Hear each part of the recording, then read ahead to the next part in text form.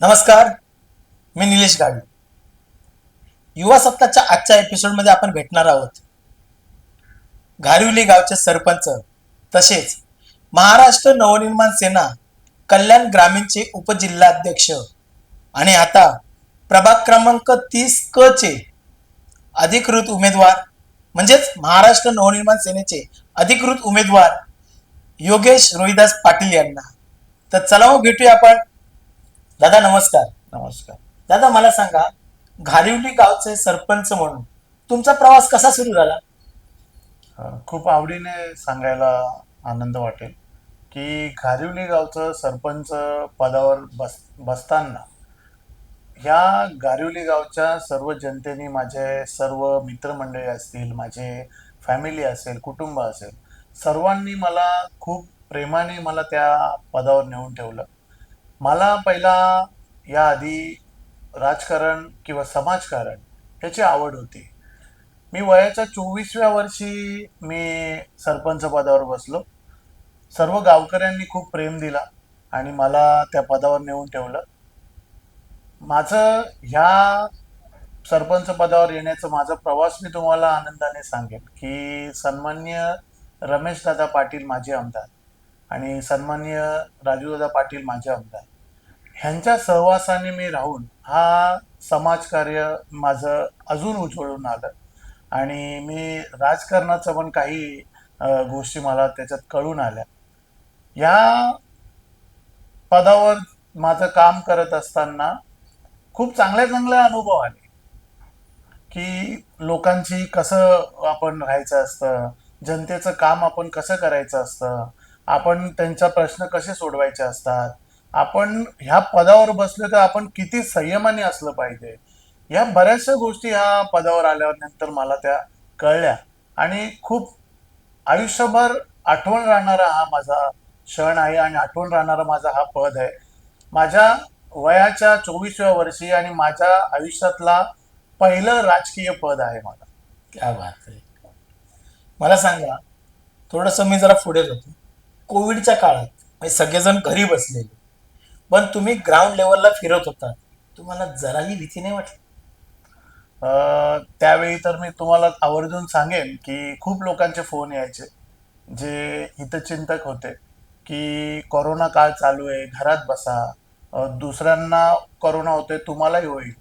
पण आतून अशी इच्छा होती की आपण जर बाहेर नाही पडलो, आपण जर पुढे नाही आलो, तर आपल्याला आपण जे मनात जिद्द जी ठेवली आहे, मनात आपला जो समाजकार्य आपल्या आहे, तो आपण ते करू शकणार नाही आणि जनतेला आजच्या तारखेला कोरोना काळात गरज आहे. सर्वांनी जर घरात बसले तर जनतेचं लक्ष ठेवणार कोण आहे? आपल्या समाजाचं लक्ष ठेवणार कोण आहे? त्यावेळी अशी परिस्थिती होती की जे घर काम करणारे, जे रोजचे काम करून घर चालवणारे, यांची परिस्थिती बिकट होती. डॉक्टर चांगले चांगले शिकलेले लोक, शिक्षण झालेले लोक, ह्यांना कळत नव्हतं की आपण कोरोनाचा जर काही गोष्टी उद्भवत आहेत, जाणवत आहेत बॉडीला, तर आपण काय करायचं. तर आपल्यासारखा माणूस कुठेतरी पुढे जाईल, कुठेतरी त्यांच्या सोबत राहील, तेव्हा त्यांना धीर येईल. आणि त्या काळात मी अनुभवाने सांगेन की प्रत्येक माणसाला धीराची गरज होती, बरोबर. विश्वासाची गरज होती, साथीची गरज होती आणि तो साथ आम्ही त्यावेळी दिला आणि त्याचा मला खूप स्वतःला एक अभिमान वाटतो मला की खूप हिमतीने मी तो काम केला. एवढ्या काळामध्ये मी काम करत असताना मला लागण झाली नाही कोरोनाची, याबद्दलही मला खूप लोक म्हणजे बोलले की तुम्ही खूप स्ट्रॉंग आहात आणि प्रामाणिक काम करताय, म्हणून तुम्ही तुमच्या पाठीशी देव उभा आहे आणि जेवढं काम करताय ती जनता तुमच्या जनतेचा आशीर्वाद तुमच्या पाठीशी आहे. ह्या कोरोना काळात काम करताना मला एवढं चांगला अनुभव आला, एवढं चांगल्या लोकांशी संपर्क माझा आला की लोकांना कोणत्या कोणत्या गोष्टीची गरज होती आणि त्यावेळी आपण ती त्यांना पोहोचवली. या सर्व कामाची आणि त्या लोकांच्या आशीर्वादाची दखल घेऊन मला कोरोना काळात मी काम केलेल्याचा त्याची नोंद झाली आणि मला त्याचा अवॉर्डही मिळाला. क्या बात. मी त्या सर्व जनतेचं आणि मी सर्वांचं मी खूप मनापासून आभार व्यक्त करते. क्या बात आहे, मस्त. आता मला एक सांगा, तुम्ही सरपंच असताना तुम्हाला समस्यांना तोंड द्यावं लागलं का असं? सरपंच पदावर असताना, काम करत असताना, की शासकीय निधी, शासकीय काम आणि त्यांचे पेपर वर्क हे कसं करावं, ह्या पदावर असताना मला त्याचा खूप मोठा अनुभव आला आणि तो अनुभव मला आज या या इलेक्शनसाठी किंवा पुढच्या भवितव्यासाठी हा खूप मला उपयोगी ठरला. मग तिथले शासकीय निधी असतील, शासकीय पेपर वर्क असेल, हा याचा मला त्या सरपंच पदात असताना खूप मोठा अनुभव आला. बरं. प्रभाग क्रमांक 30 क मध्ये सर्वात जास्त समस्या कोणत्या आहेत आणि तुम्ही काय करू शकाल तिथे? प्रभाग क्रमांक 30 मध्ये समस्यांचं खूप मोठं भंडार आहे. लोकप्रतिनिधी ह्या मागच्या 10 वर्षापासून नगरसेवक इथे या वॉर्डामध्ये नाही आहेत. आणि त्या नसताना कल्याण डोंबिवली महानगरपालिकेच्या अधिकाऱ्यांनी ह्यावर इथे लक्षही दिलेलं नाही. लोकप्रतिनिधी नाही म्हणून त्यांच्यावर बंधन नाही म्हणून त्यांचं जे मर्जी आले ते करत चाललेत.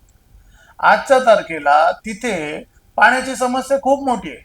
आजही ही जी आमच्या कल्याण डोंबिवली महानगरपालिकेचं प्रभाग क्रमांक 30, हा प्रभाग क्रमांक 30 हा ग्रामीण भाग आहे आणि शहरीकरण पण आहे. बरं. पण आजही मूलभूत गरजा ज्या आहेत, गटर असतील, पाणी असेल, तुमचं लाईटचं हे असेल, आजही लोक त्या विषयांसाठी भांडत आहेत. मग त्याच्यावरती तुम्ही तोडगा कसा काढणार? पाण्याच्या समस्यावर मी तर नक्कीच माझं खूप मोठं विजनने मी चालतोय. मी माझ्या अहवालात पण त्याच्यात दिलेलं आहे की पाणी समस्या ही लवकरात लवकर दूर झाली पाहिजे. त्याचं मोठं इथे तुम्ही ह्या एरियासाठी तुम्ही पाण्याचं कोटा तुमचा तो वाढून घेतला पाहिजे. वारंवार आपण सांगत आलो, वारंवार जनता सांगते, वारंवार जनता इथे मोर्चा काढते, पण तरी त्याच्यावर काय मार्ग निघत नाहीये. तो मार्ग 100% निघला पाहिजे आणि त्याच्यासाठी भांडलो पाहिजे आणि त्यासाठी आयोजन नियोजन केलं पाहिजे. यासाठी मी त्याच्यावर कंटिन्यू त्याच्यावर काम करत आहे. म्हणजे तुमचा 5 वर्षाचा विकास आराखडा तुम्ही सांगू शकाल, म्हणजे कसं करणार अजून, म्हणजे काय?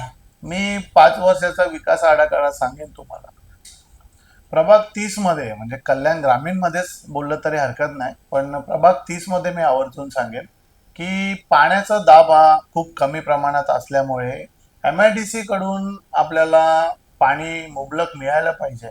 यावर आपण त्याच्यावर पाठपुरावा करत आहोत. पाण्याच्या टाक्या असल्या पाहिजेत, मोठ्या प्रमाणात टाक्या असल्या पाहिजेत आणि पाणीचं आपण भविष्यातलं प्लॅनिंग केलं पाहिजे. लोकवस्ती वाढत चालली आहे, अच्छा. पाणी तेवढंच आहे, त्याचा दाब वाढत नाहीये. यावर आपण त्याच्यावर काम करत आहोत. नागरिकांना पुरेसं पाणी मिळवून देणे आणि तोही स्वच्छ पाणी मिळवून देणे हा माझा मानस आहे. दुसरा मुद्दा माझा असा आहे की माझ्या प्रभागातील, आमच्या कल्याण ग्रामीण विभागातील रिक्षा चालकांची संख्या खूप जास्त आहे. खूप मोठ्या प्रमाणात इथे रिक्षा चालक राहतात, चालक मालक राहतात. त्यांच्यासाठी त्यांना शासकीय निधी मिळवून देणे, शासकीय अनुदान मिळवून देणे, त्यांना परवान्यासाठी त्यांना मदत करणे, त्यांना होणारा रस्त्यावर चालताना होणारा त्यांना त्रास तो कमी करून देणे. सध्या आता परिस्थिती तुम्ही बघत असाल की ट्रॅफिकची समस्या खूप मोठी आहे. बरोबर. आज जर एक रिक्षावाला, जर आपण रिक्षा चालवायला जातोय आणि तो त्याचा घर त्या रिक्षावर चालवतोय, तर त्यांना त्या ट्रॅफिक मध्ये जाऊन त्यांचा पेट्रोल किती वाया जातोय, त्यांचा वेळ किती वाया जातो. तर ह्या सर्व समस्यांवर आपण काम करत आहोत आणि रिक्षा चालकांना चांगल्या प्रमाणात आपण कसं त्यांना मदत करू शकतो, कसं त्यांना आरोग्य, अपघात आणि त्यांना विमा त्यांचा काढून देणं, एक चांगला प्लॅटफॉर्म तयार करून देऊ शकतो, यावरही माझं मोठ्या प्रमाणात त्याच्यावर काम चालू आहे. क्या बात आहे. तलावाचं मी तुम्हाला आवर्जून सांगेन की सध्या ह्या भागात पाण्याची समस्या असताना की आपल्या विभागात जे जे तलाव आहेत त्यांचं आपण त्यांना जोपासले पाहिजे. बरोबर. त्यांचं आपण सुशोभीकरण केलं पाहिजे. आपल्याला नैसर्गिक तलाव हे जे तयार झालेले आहेत ते पूर्वीपासून हे तलाव आहेत, बरोबर. यांना आपण कसे टिकवले पाहिजेत यावर आपण लक्ष दिलं पाहिजे. आणि तो पाणी आपल्या तिथल्या परिसरातल्या जनतेला कसा उपयोगी येईल यावर आपण त्याच्यावर काम केलं पाहिजे. आणि त्याच्या सुशोभीकरणासाठी आणि तो पाणी उपयोगी येण्यासाठी यावरही आपण त्याच्यावर खूप चांगल्या प्रकारे काम करत आहोत. क्या बात. तलावाचे नियमित स्वच्छता आणि गाळ काढणे यावरही आपण लक्ष दिले पाहिजे. आणि त्यावर देतोय आम्ही की तिथे राहणारे परिसरातले नागरिक आहेत त्यांना रोगराई पसरू नये, बरोबर. तो पाणी त्यांना शुद्ध वापरता आला पाहिजे, यावरही आपण त्याच्यावर काम करतो. दुसरा एक विषय सांगेन मी की या प्रभागातील जिल्हा परिषद शाळा, या जिल्हा परिषद शाळेतल्या सर्व विद्यार्थ्यांना चांगल्या प्रकारे शिक्षण, शैक्षणिक साहित्य हे त्यांना योग्य वेळी मिळाले पाहिजे. त्या शाळेमध्ये स्मार्ट क्लास सुरू राहणार यासाठी शासनाकडे सातत्याने पाठपुरावा करणे हा माझा ध्यास असणार आहे. मी या विभागातील प्रभागातील महिलांसाठी पण मी आवर्जून सांगेन की विधवा महिला, निराधार महिला यांच्यासाठी शासनाकडून आर्थिक आणि शासकीय ज्या निधी असतात त्या मिळवून देणं यासाठी माझा पाठपुरावा सुरू असतो आणि सुरू राहणार आहे. आणि ते त्यांना मिळवून देणे हा माझा ध्यास आहे. इतर बचत गट असतील, बचत गटांना आपण रजिस्टर करणे, त्यांना नियमित करणे, त्यांना शासनाचा निधी मिळवून देणे, महिलांसाठी घरगुती गृह उद्योग देणे यावर माझं खूप आवर्जून माझं त्याच्यावर लक्ष आहे. महिलांसाठी निर्भया पथक आणि वॉर्डामध्ये पूर्ण CCTV बसवणे हा माझा सगळ्यात पहिला धोरण आहे. महिला सक्षमीकरणासाठी या प्रभागात एक महिला बचत गट भवन हे तिथे असणं गरजेचं आहे आणि ते माझे प्रयत्न असणार आहेत. आणि त्या बचत गट भवनामधून आपण त्यांना शासकीय योजना, त्यांना वेगवेगळे उद्योग आणि इतर महिलांसाठी जे कार्य असतील त्या भवनमधून आपण ते पुढे घेऊन जाणार आहोत. त्याचबरोबर या प्रभागातील खेळाडूंना प्रोत्साहित करणं, खेळाडूंना आंतरराष्ट्रीय मध्ये आपण भाग त्यांना कसं मिळेल, ते कसे त्या प्लॅटफॉर्मवर पोहोचतील. 27 गावांमध्ये आमचं ह्या ग्रामीण भागात 27 गावांमध्ये वाढीव टॅक्स हा मोठा आमच्यावर धर्मसंकट आहे. या आमच्या ग्रामीणमध्ये आम्हाला मोठ्या प्रमाणात टॅक्स भरावा लागतो आणि त्या टॅक्सच्या अभावी आम्हाला कल्याण डोंबिवली महानगरपालिकेतून त्याच्या सुविधाही मिळत नाही. अच्छा. म्हणजे ह्या कोणतेही आम्ही एवढं टॅक्स भरून आम्हाला आमच्याकडनं म्हणजे आम्हीच ते सगळं इथले कामं करून घ्यायचे. मग इथले बाकी इतर लोक असतील किंवा आमच्यासारखे राजकीय या समाजकार्य लोक असतील, मग त्यांनी ते कामं करून घ्यायचे. कल्याण डोंबिवली महानगरपालिकेच्या अधिकाऱ्यांचं ह्यांना कोणाचे बंधनच नाहीये. यांचे आमचे टॅक्स आम्ही भरायचे, यांच्या जेही काय यांच्या गोष्टी असतील ह्या यांनी आमच्यावर लादायच्या, ह्याच्यावर यांचं बंधन कोणाचंच नाही. आणि याच्यामध्ये आमच्या 27 गावातल्या ह्या गावांमध्ये खूप मोठं हा संकट आमच्यावर आहे. आम्ही वारंवार सांगतोय की 27 गावांची नगरपालिका आमची सेपरेट करा. अच्छा. त्यावर कोणाचं लक्ष नाहीये. प्रत्येक इलेक्शन आलं की कोणतरी मोठा राजकीय येणार आणि तो सांगणार की तुमचं आम्ही गावं आम्ही वेगळी करून देतो आणि त्यांचे इलेक्शन करून घेणार, इलेक्शन करणार, मोठे मोठे आश्वासनं देणार आणि पुढे इलेक्शन झाले की जैसे थे. यावेळी आम्ही निर्धार घेतलाय की आम्ही जेव्हा निवडून येऊ, माझ्यासारखे इतर अनेक नगरसेवक जेव्हा निवडून येतील, तर आमचा पहिला धोरण आहे या संघर्ष समिती, युवा समिती आणि सर्व ग्रामीण भागातील सर्व गावकऱ्यांच्या वतीने आमचा धोरण आहे की पहिला आवाज आमचा असणार आहे तो 27 गावातील नगरपालिका सेपरेट करणं. अच्छा. स्वातंत्र्य करणं.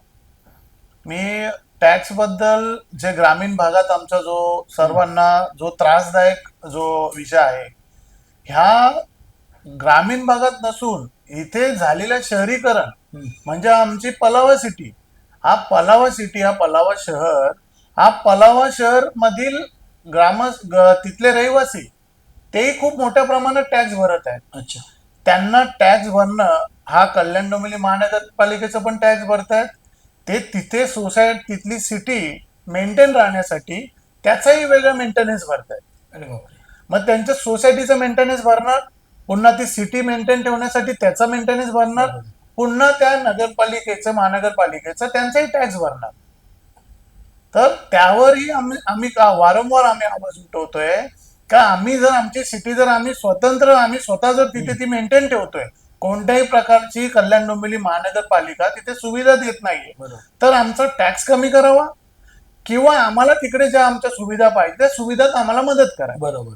मी पलावाच्या असोसिएशन पदावर आता आहे.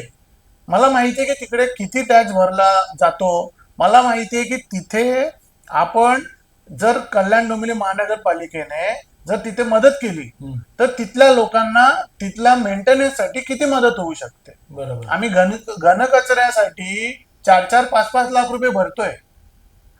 आम्ही इतर अनेक, मग आमची लाईटचा विषय असू द्या, आमच्या रोडचा विषय असू द्या, आमचे गटर असू द्या, त्या पलावाची सर्व या सुविधा ह्या तिथली एक मॅनेजमेंट करते.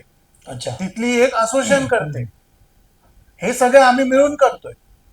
मग ते करताना आम्हाला कल्याण डोंबिवली महानगरपालिकेचं काहीच आम्हाला त्याचं बेनिफिट मिळत नाहीये. ते त्यांनी तिथे आम्हाला तिथे मदत करावी. बरोबर.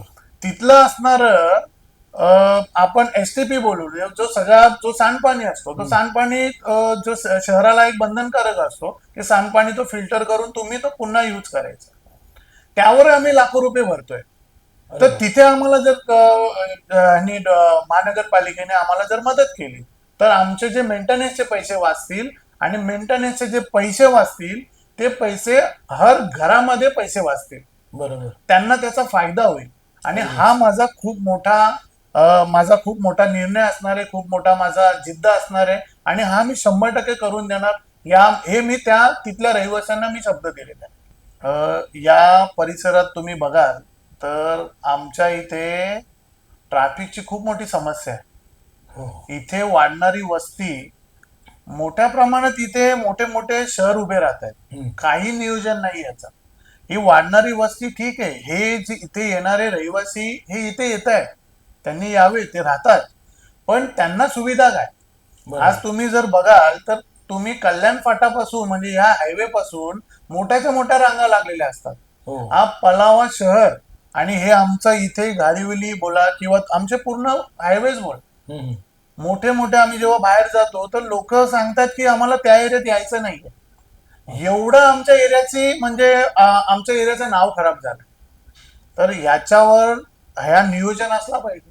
बरोबर. तुम्ही एवढ्या मोठ्या मोठ्या वस्ती जेव्हा तुम्ही मोठे मोठे 100 एकरचे तुम्ही प्रपोजल तुम्ही पास करताय तेव्हा तुमचे नियोजन करा ना. आम्ही बोलतो की एरिया डेव्हलप झाला पाहिजे, आमचा विरोध नाहीये त्याला, पण तुमच्या इतर ज्या योजना आहेत, इतर जे तुमचे नियोजन आहेत हे तुम्ही पहिला केले पाहिजे. बरोबर. आज तुम्ही रस्त्याची ट्रॅफिक बोलाल, मग पाण्याची समस्या कुठून यायला लागली. तुम्ही एवढे मोठे मोठे शहर उभे करताय, पाणी जो आमचा जो कोटा आहे तो तेवढाच आहे. पाण्याचा कोटा कोण वाढवणार. मग तुम्ही प्रत्येक डेव्हलपरला जेव्हा तुम्ही एवढा मोठा तुम्ही जेव्हा प्लॅन पास करता त्याच्यासाठी कोटा तुम्ही सेपरेट तिकडनं ऍडिशनल केलं पाहिजे, वाढवलं पाहिजे. जर आज एवढ्या ग्रामीण भागात जर पाण्याचा कोटा आहे मग तुम्ही त्याच्यामध्ये तुम्ही मोठी मोठी शहरं बसवायला बघताय, मग ग्रामीण भागात कमी येतोय, शहरा भागात पण पाणी कमी येतोय. म्हणजे तुम्ही पाण्यामध्येच आम्हाला डुबून ठेवले सगळ्यांना.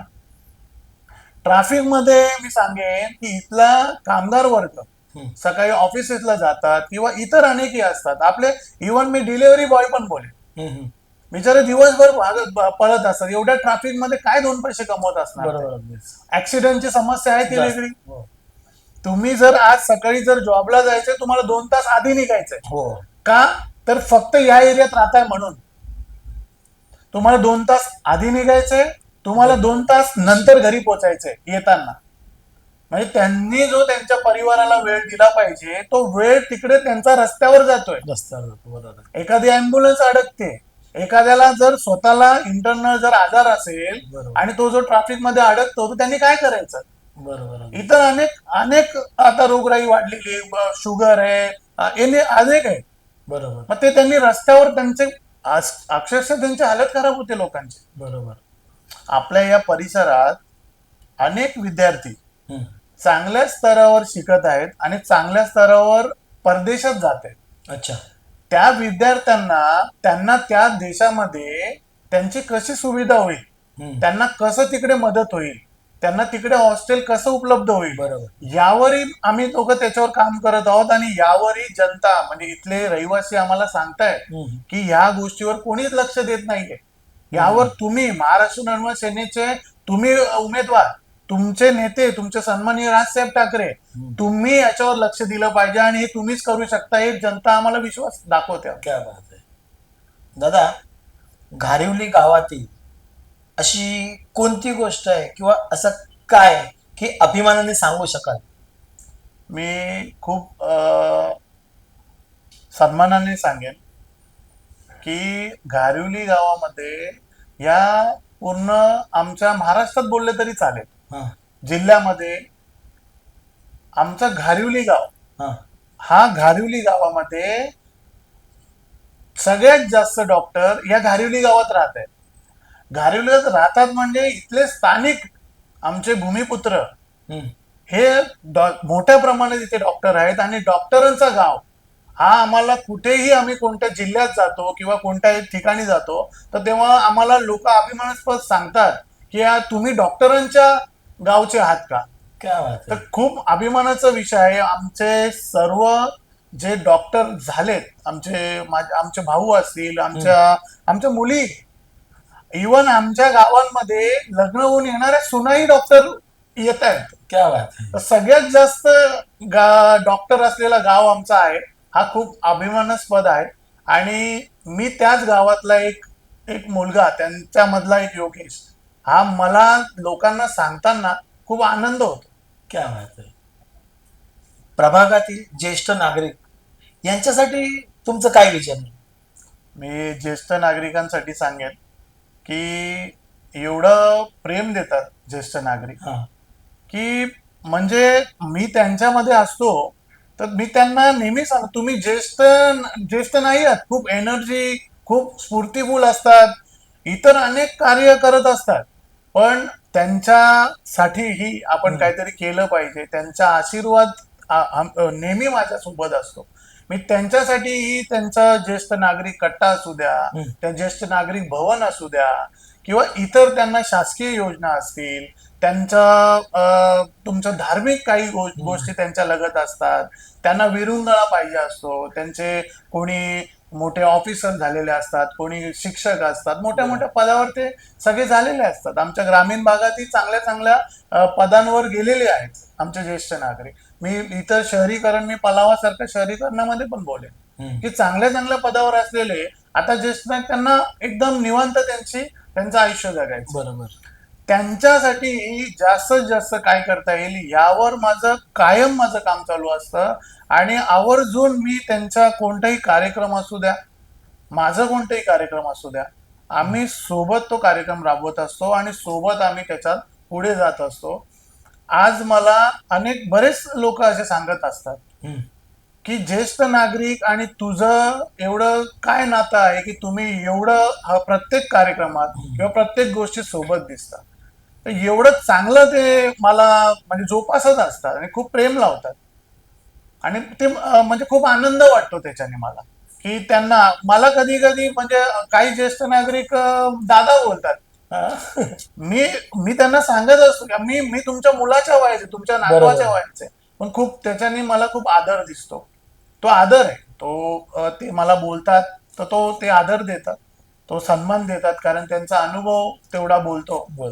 त्यांना माहिती आहे की आदराने पूर्ण परिसर चालत असतो. तर मी त्यांचा नेहमी ऋणी असणार आहे की मला खूप मान सन्मान करतात.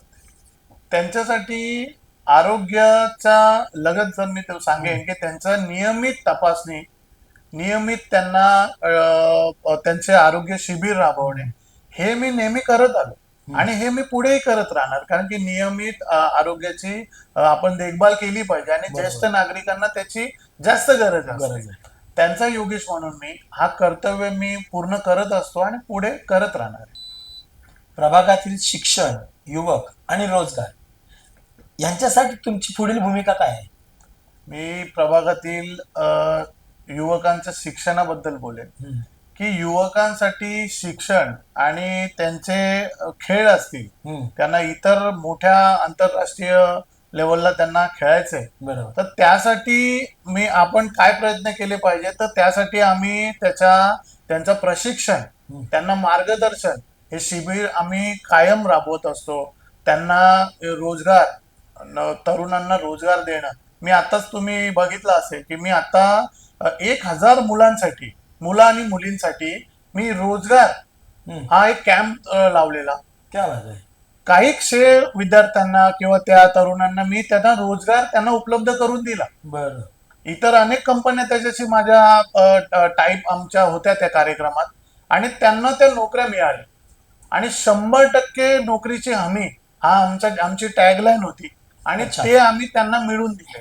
आणि त्यांच्या मधून त्यांना ते तिथे त्या दिवशी मिळवून दिले, आणि त्यानंतरही आम्ही सगळ्यांना सांगितलं हम्म, की तुमचं जसं शिक्षण असेल, हम्म, त्या शिक्षणाच्या लगत जे तुम्हाला नोकरी हवी असेल, ती नोकरी आमच्याकडे उपलब्ध आहे. क्या. इतर अनेक कंपन्या आमच्याशी टाईप आहेत की आम्ही त्या नोकऱ्या उपलब्ध करून देऊ शकतो. त्याचबरोबर प्रभागात एक अभ्यासिका तयार करून देणं, त्यावरही आमची योजना आणि त्यावरही आमचं मोठं त्याच्यावर काम चालू आहे. त्याचबरोबर आमच्या प्रभागात, आमच्या परिसरात चांगली स्मशानभूमी व्हावी आणि हायटेक स्मशानभूमी व्हावी, यासाठी आमचे प्रयत्न चालू आहेत. तिथे स्मशानभूमी झाल्यानंतर तिथे बसण्याची सुविधा, हम्म, तिथे शुद्ध पाणी, धार्मिक जे आपले विधी असतात त्या विधी करण्यासाठी मुबलक जागा ह्या तिथे उपलब्ध झाल्या पाहिजे. बरोबर. तिथे इलेक्ट्रिक, आपण जे आता बोलतो की इलेक्ट्रिक स्मशानभूमी आलेल्या आहेत. आता आमच्या गावांमध्ये स्मशानभूमी त्या धार्मिक पद्धतीने असतात, आणि त्या व्हाव्या, हम्म, त्या चांगल्या प्रकारे व्हाव्या, यावर आमचं काम चालू आहे. आणि इतर जे आता आमच्या बाजूला जे शहरीकरण होतंय, यासाठीही तिथे चांगली स्मशानभूमी आणि हायटेक स्मशानभूमी व्हावी, यासाठी पण आमचा प्रयत्न चालू आहे. आज आम्ही जर बघितलं तर स्मशानभूमीसाठी इथल्या लोकांना 10 किलोमीटर जावं लागतं. बापरे. ते इथून तुम्ही तिकडे स्मशानभूमी घ्यावी. बरं, बऱ्याच लोकांना त्यांचं त्यांचं काम असतं की सकाळी जॉबला जायचं, घरी यायचं, बरोबर. संध्याकाळी बऱ्याच लोकांना माहित नसतं, आणि अचानक त्यांच्या घरी हा संकट येतो, तेव्हा त्यांना माहित नसतं की स्मशानभूमी कुठे आहे. का तर परिसरात नाहीये. परिसरात बरोबर. जेव्हा स्मशानभूमी चांगली होईल तर बरोबर. त्यांना ती सगळ्यांना माहित असेल. नक्कीच. बरोबर. आजच्या तारखेला त्यांना शोधावी लागते की कोणत्या स्मशानभूमीला जायचंय अच्छा. आपण. तर त्यासाठीही आम्ही खूप त्याच्यावर अग्रेसिव्ह त्याच्यावर काम करतोय. मध्ये काही दिवसापूर्वी तुम्ही बघितलं असेल तर आम्ही आमच्या महाराष्ट्र निर्माण सेनेच्या माध्यमातून आम्ही तिकडे मोर्चा काढलेला. डोंबिवली जो एरियामधली काही हम्म. स्मशानभूमी अचानक बंद करायला घेतलेली, हम्म, तर आम्ही तिथे मोर्चा काढला की तुम्ही इतर त्या परिसरातल्या लोकांना दुसऱ्या स्मशानभूमी तुम्ही उपलब्ध करून द्या, त्यानंतर ही बंद करा. तर या विषयावरही आम्ही आवर्जून त्याच्यावर लक्ष देतो आणि आम्ही त्याच्यावर काम करतो. दादा, तुमच्याशी बोलून खूप छान वाटलं, पण जाता जाता एक जनतेला तुम्ही काय आव्हान द्याल? ही संधी माझी नसून ही संधी तुमची आहे, हे मी आवर्जून सांगेन तुम्हाला की ह्या संधीचं आपण कसं त्याचा योग्य उपयोग केला पाहिजे, त्यावर तुम्ही मला कसं निवडून दिलं पाहिजे, जास्तीत जास्त मतांनी कसं निवडून दिलं पाहिजे, हे तुम्ही त्याचा ध्यास घेतला पाहिजे, तुम्ही निर्धार केला पाहिजे. आणि हे तुम्ही माझ्यावर विश्वास ठेवाल ही मला पूर्णपणे खात्री आहे, आणि मी त्या विश्वासाचा तडा जाऊन देणार नाही, हे मी तुम्हाला ग्वाही देऊ शकतो. तुमच्या हाकेला धावून येणारा असा हा तुमचा योगेश आहे. प्रभाग क्रमांक 30 क अनुक्रमांक 2, योगेश रोहिदास पाटील समोरील रेल्वे इंजिनचं बटन दाबून तुम्ही आपल्या योगेशला आपली सेवा करण्याची संधी द्या.